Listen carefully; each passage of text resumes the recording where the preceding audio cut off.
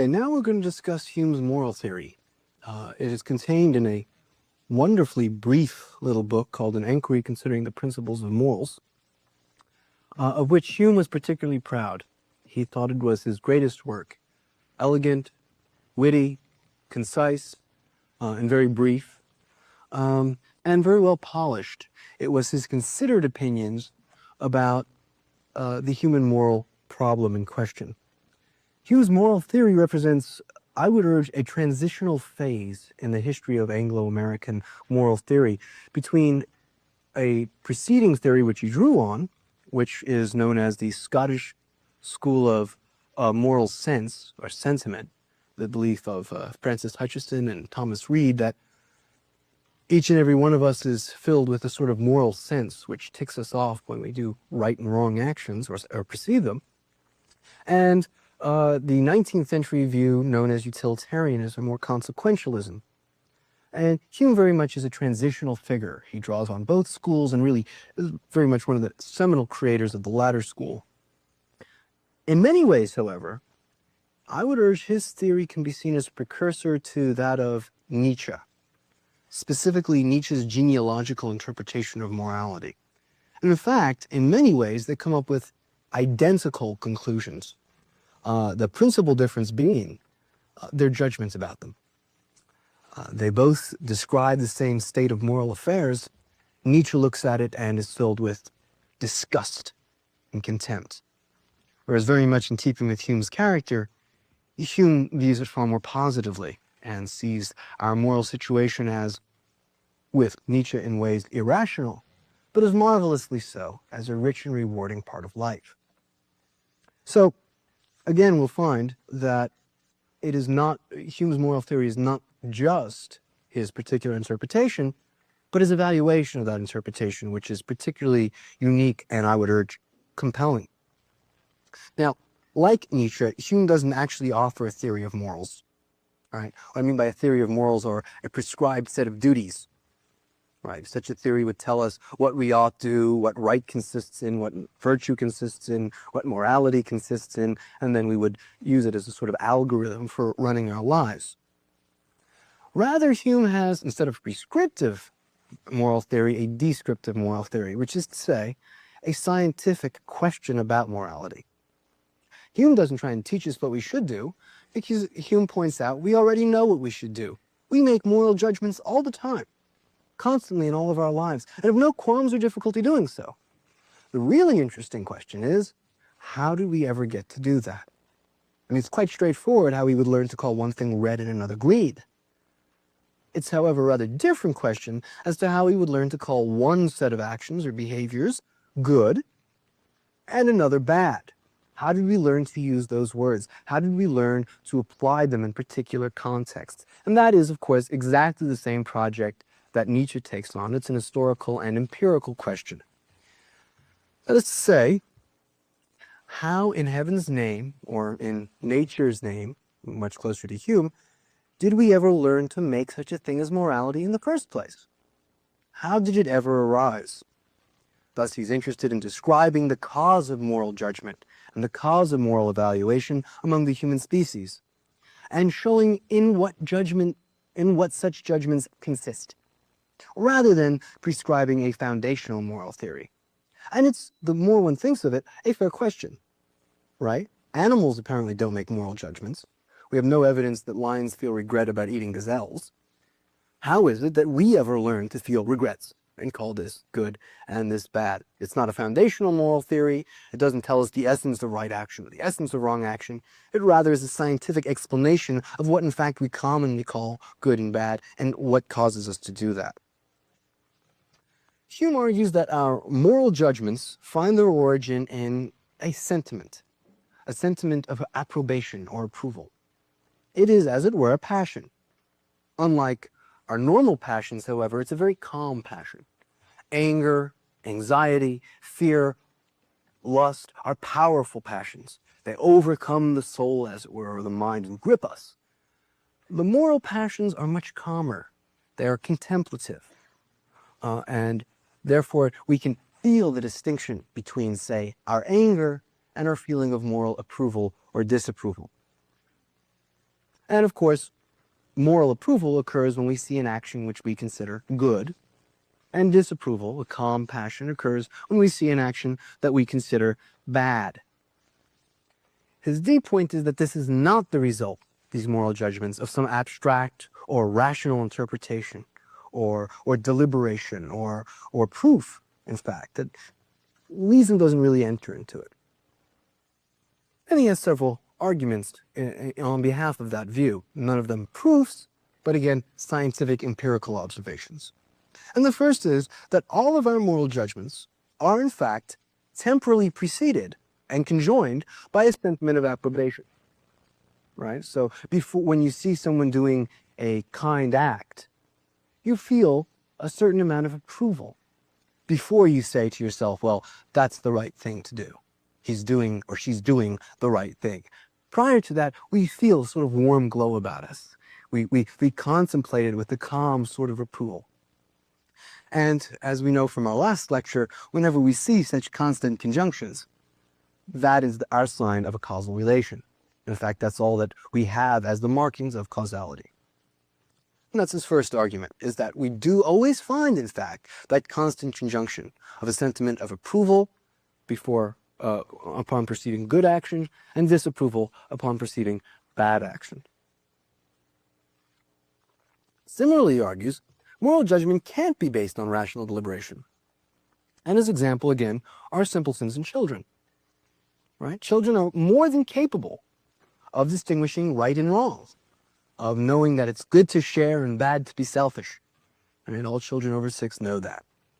And he says they can't have argued it out rationally because they're not capable of doing logical demonstration at that age. Therefore, you know it's not a rational proof on the part of the child. And similarly with the simpleton. And then, being the partisan of common life and the common man that Hume is, he also points out something which is, of course, quite embarrassing to philosophers.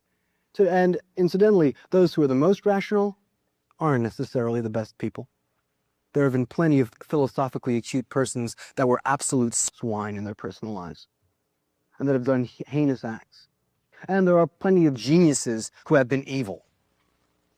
So we know it's not reason that leads people to virtuous behavior contra Plato, contra Socrates, contra the rationalists, because there have been plenty of perfectly rational people like Machiavelli, like Napoleon, like perhaps Stalin, perhaps Hitler, who have been brilliant people, but evil. So it can't be rationality that leads to moral judgment. Okay. Given that the cause of our moral behavior, then, is probably that sentiment of approval or disapproval, depending on the case, the critical question becomes, what makes us approve of some acts and disapprove of others? Why call kindness good and cruelty bad? And then the question for Hume becomes, why are your sentiments of approval enlivened by some actions and not others? Why is it that you do get a warm feeling when you see kindness, and you don't get a warm feeling when you see a man whipping a horse? It doesn't enliven the same sentiment. How can we explain this? Not on a deductive level, but on a causal level, on an experiential, on a scientific level.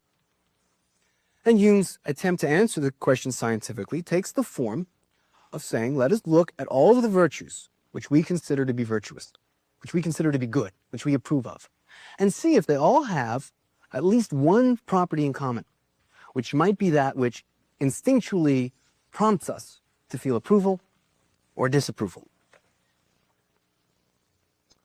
And of course, he does find that element in his view of the virtues. I'm going to give it to you beforehand so we can see how he argues for it, and that is utility or usefulness, that which conduces to the good of the community or the happiness of the largest number of people. Whenever we experience a phenomenon which we believe is conducive to public utility, to common human happiness, we get, as Nietzsche would have put it, a warm feeling in our pancreas. Or as Hume would say, we feel a wonderful sentiment of approval. We're enlivened with a sense of almost aesthetic beauty in contemplating this sort of moral behavior. Well, Hume says, all right, let's run through the virtues. The most obvious and universally acclaimed virtue is benevolence, right? Kindness to other people. And it's universally acknowledged to be a virtue. Its most distinctive characteristic is that it tends to promote the public good, right? Acts of charity and kindness clearly result in a further creation of human happiness, not only for the individuals involved, but for the whole society. Its consequences are positive. Thus, what causes us to respond to acts of benevolence with that sentiment of approval is the perception that such acts conduce to, result in the happiness or utility of the community. All right, so much for benevolence. He then turns to the social virtue of justice and wants to prove not only is utility the most significant feature of justice, it's in fact the only feature. If it was not for utility, no one would consider justice a virtue. That's an extremely strong position. And understand, first of all, what he means by justice. He doesn't mean anything abstract. He means actual legal justice, that which is used for mediating property disputes and maintaining public safety and order. He wants to show that that is entirely based on utility. And by the way, it's worth noting, he's rejecting the entire Hobbesian tradition of making such arguments based on a state of nature. Right? Hume's an empiricist. Show me the state of nature. It's never exist. That's a myth, like the Genesis story. That's not a scientific explanation. He says, let us look at actual states of justice, and the way we will show that justice is based on utility is by throwing at us counterexamples, places where justice would not have utility, and see if we would think it would obtain. But he says, let us suppose we lived in a society of superabundance, much like Eden, where there's more than enough of all of the goods and luxuries of life for everyone in society. There's in fact a superfluity. And he points out, if that was the case, there'd be no need for justice. Why call this watch mine and that watch yours if there's more than enough watches to go around and they're all wonderfully beautiful? You want this one? Take it. I'll get another. There would be no use or function for justice in such a society, and therefore it wouldn't exist. And that is a good point if we think about the Genesis myth again of Eden. There are no laws in Eden, are there? Right? There's no courts. You don't need them. There's more than enough for everyone. Similarly, we saw in Moore's society, a society of utopia where there's superabundance. They have no laws. Right? They need no laws, precisely because justice only exists where you don't have superabundance. That's one case. Take another case, a society not of superabundance, but where everyone was selfless. We were all perfectly, in more sense, Christian, and loved each other just as much, if not more, than ourselves. Again, there would be no need for justice. Why? Because we would each take care of one another. If you wanted to steal my watch, I wouldn't even let you. I'd give it to you. I'd say, I'm more concerned about your happiness than mine. Please take it. You want to take my house? If it'll make you happy, please. I'm more than happy to take something else or sleep in the street. So if we were truly selfless, all saints, as it were, in a society of saints, you would not have courts. You wouldn't have justice. Why? It has no utility. It has no function. It doesn't conduce to public happiness. It's unnecessary. And therefore, it would cease to exist. And Hume is pointing out something interesting to us. He's not saying, look, this is some abstract rational reconstruction of the sky. There are, in fact, actual cases of this. Think about the normal human family. Do you have a system of courts in the human family where, the child sues to the parents and says, well, I think you've violated my rights, and I have a right to watch, Laverne and Shirley whenever it's on or whatever? Not at all, because the human family is just such a selfless environment. The society is based, or that institution or organization is based on mutual affection, right? It is relatively selfless. In fact, the only points at which we do bring in things like family law at the moments where that mutual affection breaks down and where there seems to be a lack of such intimate regard and selflessness. But normally when that doesn't exist, there's no rules of justice with the family. Mutual regard, more than sufficient. Therefore, because it's not useful in the family, we don't have it in the family. And again, think of friendships. Do you have abstract laws of justice in dealing with friends? Not at all. Because again, those relationships are based on a selfless affection for one another. And justice is not useful, and therefore it doesn't exist. Now, let's take another opposite case. Instead of superabundance, how about a case of superscarcity? There's not enough for anyone to get along, even with the utmost frugality and hard work.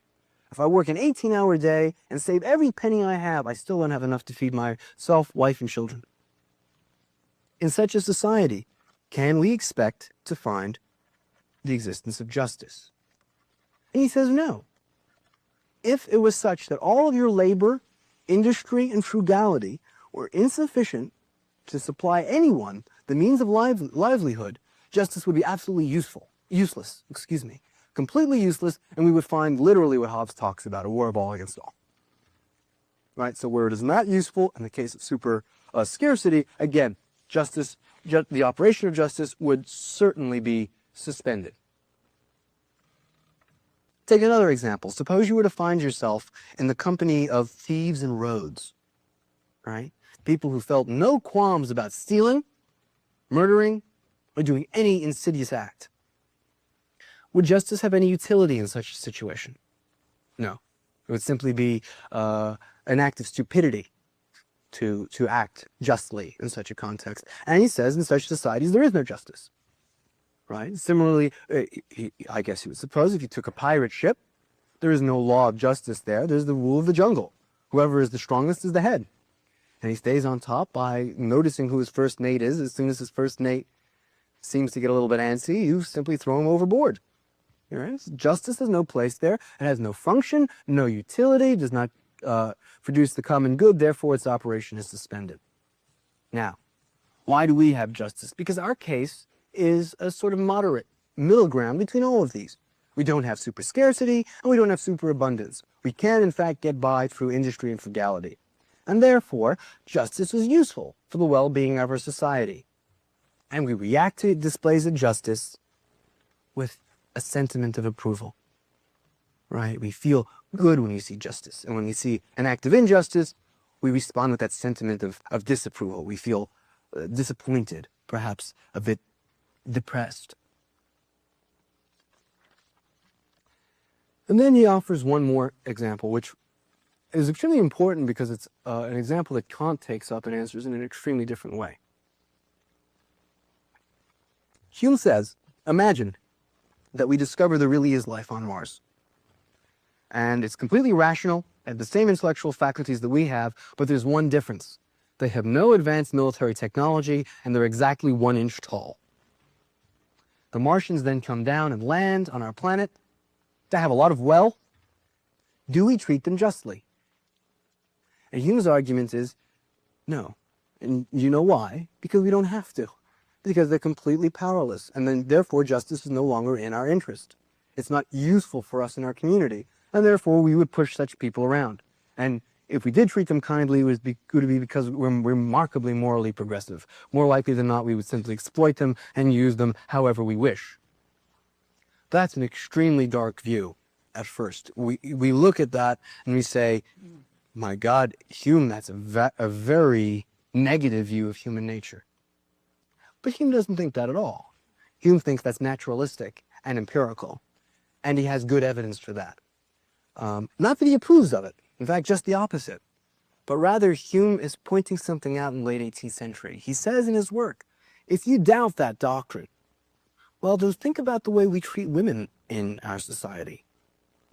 Right? Women are just like those Martians. They're just as rational as we are. The same intellectual faculties and abilities. The only thing they lack is power and the ability to inflict their will on us. And how do we treat them? Well, in the 18th century, women have exactly this many rights.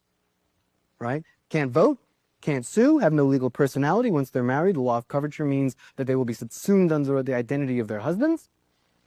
Domestic peace is enforced by the rule of thumb, which is that you can't beat your wife with any stick thicker than your thumb.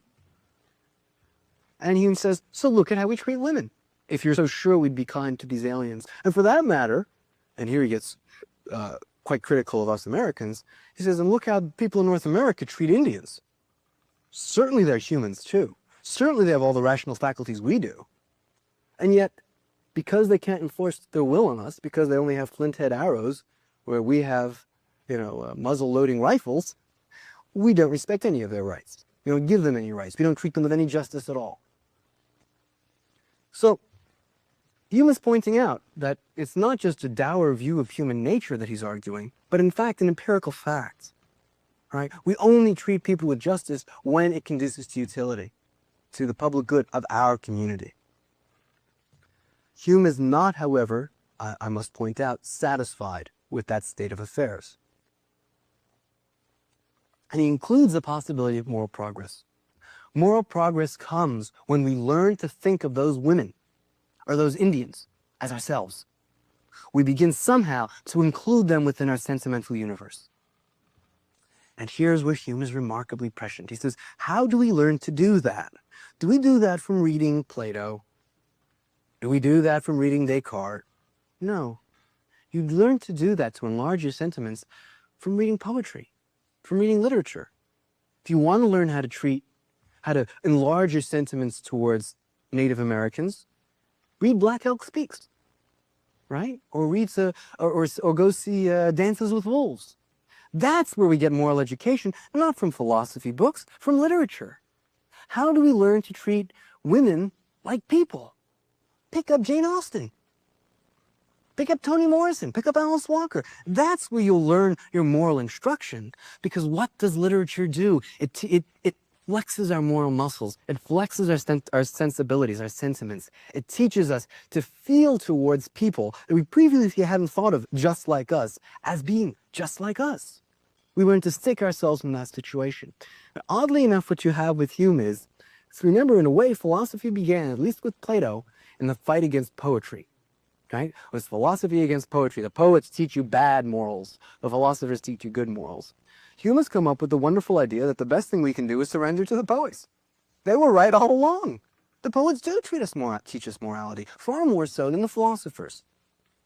And since our moral action is based on our sentiments, on our, to speak romantically, on our heart rather than our head, then dry, abstruse metaphysics of the sort that Hume writes is certainly not the place where we should look for moral edification. We should instead look to fiction and literature, to the recreation of a fanciful, poetic, moral universe. And in fact, I would argue that many subsequent philosophers in the 20th century have argued just such a point, that really moral progress really does consist in describing others as part of us and ceasing to see the other as the other. When men begin to see, women aren't really that different from us. In fact, they're part of us, and women towards men, etc. Okay, now, so much for justice and benevolence. How about government and political society? Again, Hume says the sole basis of those institutions, and the reason we think they are virtuous and good, is because they're useful. Right? If all people were naturally just, if we had a society of saints, there'd be no government. There'd be no need for it. We could have perfect anarchy. And again, we'd have no government because it has no use, no utility. Take another example, the laws of nations, right? When do we begin to get the formation of international law? Hume says you only get it when you begin to get international commerce and international trade. Because until you're actually exchanging commodities on a regular basis, there's no usefulness to having international laws. What's the purpose? There's nothing to mediate. It's only when you have those interests tied up with property that there is some sense to having international law, and hence that's the moment at which it arises. Similarly, the moment you declare war against another country is the moment when all intercourse ceases. He says, and that's the moment that laws of nations become suspended. No one believes in the laws of nations when they're at war. Right? Everyone believes in freedom of the seas until the First World War. Right? Until the moment it starts, at which point the British say we will sink all German shipping, the Germans say we will sink all American shipping, all enemy shipping, and of course the Americans who are non-combatants say whatever happens to the laws of nations. And Hume laughs. It's no longer in the interests of Germany, England, and France to have such laws of nations because they're at war, they're no longer useful, and hence they're suspended.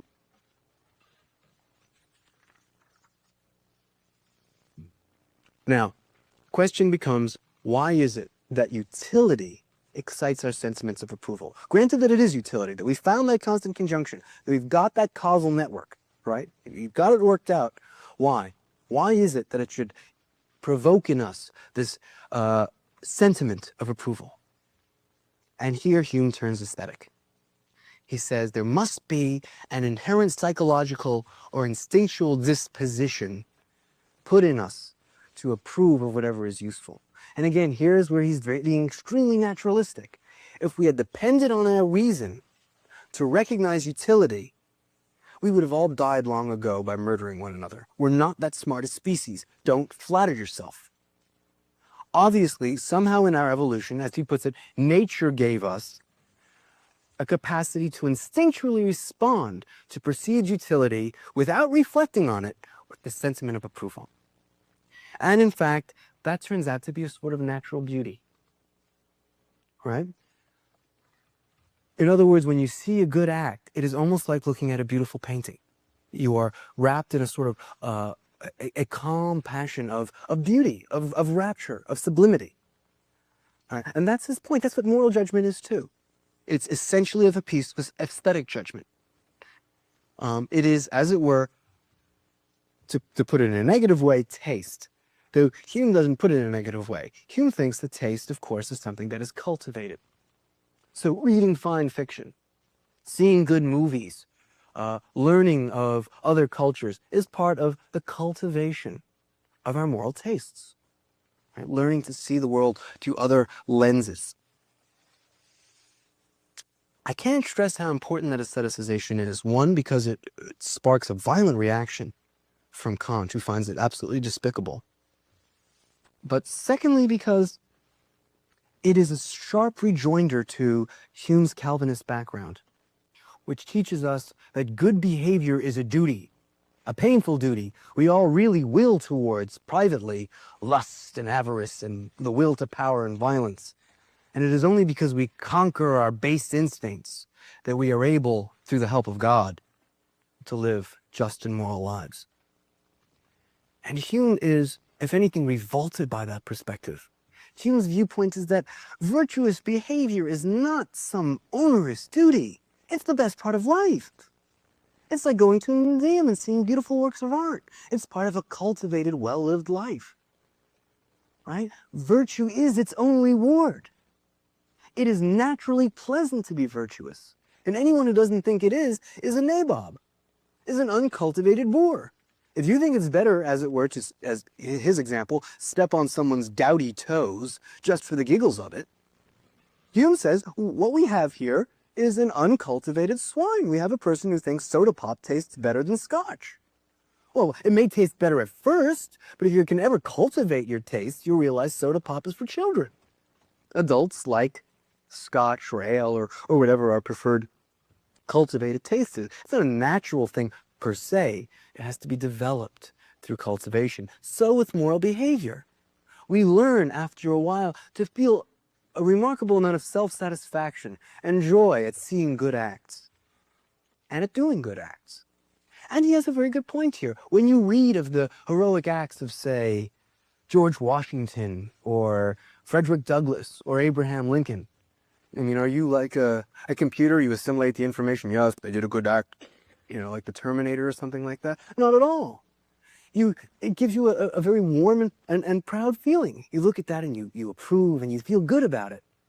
And that's Hume's point, that it is pleasant to observe right action, and it is even more pleasant to do it.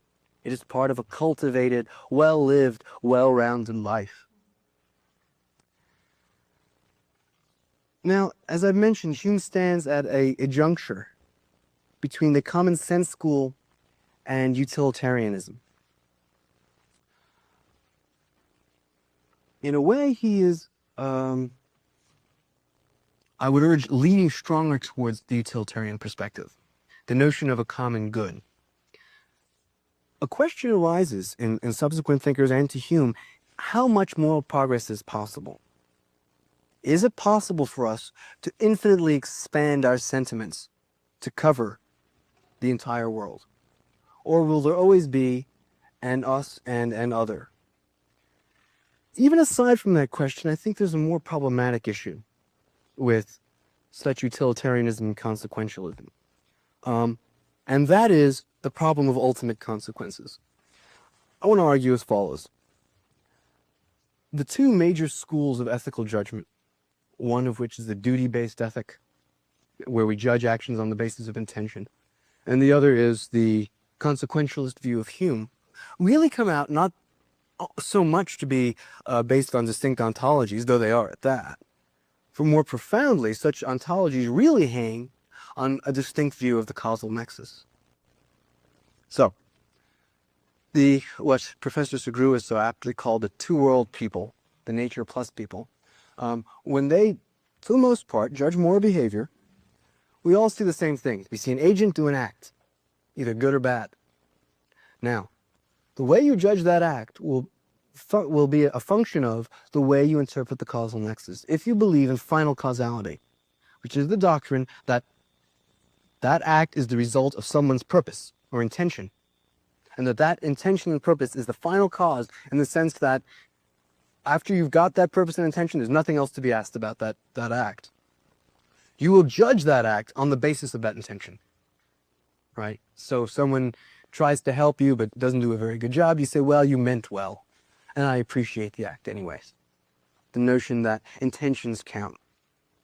And of course, that's an important principle in our own law. It's how we distinguish between, accidents. Intention has an important function in murder proceedings and assignation of criminal responsibility. And that's one view. That's the final causal view. And you can really only have final causality if you believe in things like intentionality, which in turn sort of hinges on that two-world viewpoint. Let's take the Humean view for a minute. Take the exact same phenomena, an action with an agent, and says, I don't want to know the final cause, because I don't believe in final causes, because that's spooky stuff that goes bump in the dark. Rather, we judge that action and agent by looking at its place as an efficient cause rather than a final result. So it's the cause of consequences. What happened?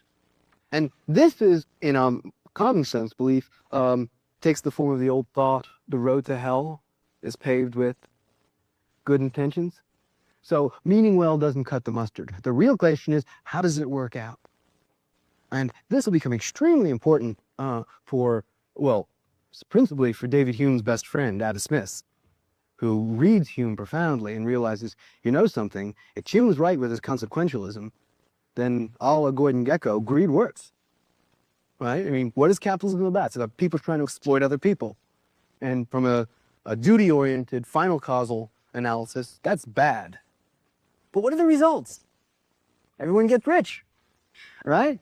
You've got technical progress in material possessions. Then the significance comes in judging consequences. I would urge the problem, though I am attracted to the consequentialist view, the problem with consequentialism is, when do you stop calculating the consequences? When does that chain end? And moreover, how careful can you be in judging consequences? So I want to suggest, in line with a professor I once heard at Columbia by the name of Charles Lorimer, that there is in fact a practical heterogeneity to common sense morality. There are times when someone steps on my foot, trying in fact to help me carry something, that I want to use final causality and say, that's okay, you were trying to help me out and I appreciate it anyways. There are other points that, however, in my life, at which I will want to judge something on the basis of its consequences. Some politician says, let us do X for, the American farmer, and he means well as can be, and the result is going to be massive impoverishment of the nation. I'm not going to give him moral credit. I'm going to say, look, you are responsible for at least trying to calculate the consequences of such a reckless course of action. And then, of course, there is a third sort of category of moral judgment when we come across phenomena that we just think are inherently good in and of itself. Right, and that's, in British philosophy, I think perhaps the best expression of that was from a fellow by the name of Bishop Butler, Joseph Butler, who argued that there are some things like telling the truth, which you don't do on the basis of the consequences, because sometimes the consequences are bad. You don't do it on the basis of intentions, because sometimes the intentions are bad. You do it because it's just the right thing to do, and there's nothing more to it. And that's, as it were, the bottom line of such moral judgment. So I would urge that there is, in fact, I think, at least a practical heterogeneity, or better yet, a heterogeneity to practical reason or to moral deliberation. Nonetheless, I think consequentialism does have a certain power to it, precisely when we turn to social judgment. And that's why it always takes that utilitarian form. Once we get beyond the individual, as we could put it, microcosmic level, and get to the mesocosm, right, the society as a whole, intentions become far less significant. We don't care that Herbert Hoover really did mean well during the Great Depression. I'm sure he did. He was a pietist Quaker of extremely beautiful sentiments. 33% of the people are unemployed and hungry. Your intentions don't count at that level. What counts is the consequences. Do your programs work? And we might well turn to Franklin Delano Roosevelt and say, you know, he was a very callous politician. Everything he did was on the basis of polls. And I think that's actually quite accurate. He was an extremely slick character. But that should not be the basis of judgment, as I see it. The basis of judgment should be, what happened? Did it work? Were people's lives better off? And I can't help thinking that, in fact, they were. And that's the basis on which we judge it. And I think this is important in political and social judgment precisely because we have a veil of in which we cannot actually ascertain people's intentions. The only intentions I can be certain of are my own. I can be charitable in my construction of yours, but I can't really know. So on such issues, I think that's precisely where intentional judgment gets in the way of good policy. All we have that's objective, that we can all see, are likely consequences, likely results. And while I have in many ways, I think, tried to suggest the pitfalls of consequentialism, and I think they're serious, in many ways severe, I cannot stress how important innovation it was in the case of Hume. No one had ever thought to judge action on the basis of consequences. I mean, they made it at a common sense level, but you'll never find it in any philosopher. Every philosopher up to this point assumes that the intentions you have is the basis of your moral evaluation. Hume is the first to go beyond that. Now, I want, finally, summation, to return to the problem of Hume's genealogy of morals and Nietzsche's. Because in a certain sense, Hume is almost identical to Nietzsche. What Hume calls instinctual aesthetic beauty to our moral judgment, Nietzsche calls herd instinct. All right? He says, yeah, it's the same thing you find in cattle. Cattle want to make as much cattle as possible. And that's all that morality is. You want as many smelly mutations that look just like you as you can find. And it's just a genetic programming. It's dumb. There's nothing right about it. There's nothing virtuous about it. There's nothing just about it. It's completely stupid herd instinct. And in many ways, Hume agrees. He says, well, yeah, it is. It's an instinctual response. And it's obviously done to promote the good of the many, which is exactly what Nietzsche is saying. And Nietzsche, however, suggests, why should we help the many? I mean, they're all smelly and stupid to begin with. Just help people like me. I'm wise. In a way, what we have is the classic example of the glass being half full or half empty. Another way of looking at that, though, might be a question of expectations. That's Humean, as I've suggested from Professor Sugrew's introduction. Jobian, stance towards being, fills us with low expectations. We don't expect to unravel the mysteries of the universe. And therefore, when we find out that morality is really just a sort of instinctual response for the well-being of all of our fellow people, we're not shocked or scandalized by it. That's just about all we ever expected to find in the first place. And we can be more than satisfied with it. We can say, that glass is half full. Yeah, it's a pleasant thing to get that warm feeling in my pancreas when I see someone doing well. It's just, I feel great. You know, not a question of stupidity. But if you come in with those Promethean instincts, as Professor Segrewa suggested, where you expect much more, where you expect to get morality justified logically and provable, and you don't find it, well, then you have a strong disposition to say, well, the party's over, right? I mean, if there's no such thing as moral proof, then forget morality. Let's all get a sword and go in for the battle of all against all. Or let's just celebrate the Ubermensch, the Superman, the Overman, that person who can transcend his moral prejudices, who can transcend his ability to feel kind things. And I think that distinction of dispositions, that choosing on the one hand the disposition towards being satisfied with something we might call semi-success, or the view that either I have it all the way down, either I can prove my morality, or I'm going to take my dolly dishes and go home. Right? It's like playing marbles. Either I can win every time, or if not, I'm taking them and going home. That, in a way, is the great disjuncture in modern moral thought that I think has really occurred since Hume's time. I don't think in many ways that many philosophers have gone beyond Hume. What has been the difference is the way they judge the Humean paradigm. Do they see it in a Nietzschean way? Well, then morality is just an unthinking, stupid reflex. And it has no basis in anything. Or if there is, it would be something which wasn't the herd morality. Or do we adopt the Humean stance? That, sure, it's an instinct to make, for us to help our fellow creatures, but we're animals. What else would we suggest? Well, what would be more sensible for animals to do than to help their fellow beings? And the fact that we can find that pleasant, what a joy. We can be more than satisfied with that state of affairs. And it's with that dilemma, or that choice, as I think, which is still a vital choice for us all, that I'd like to leave you.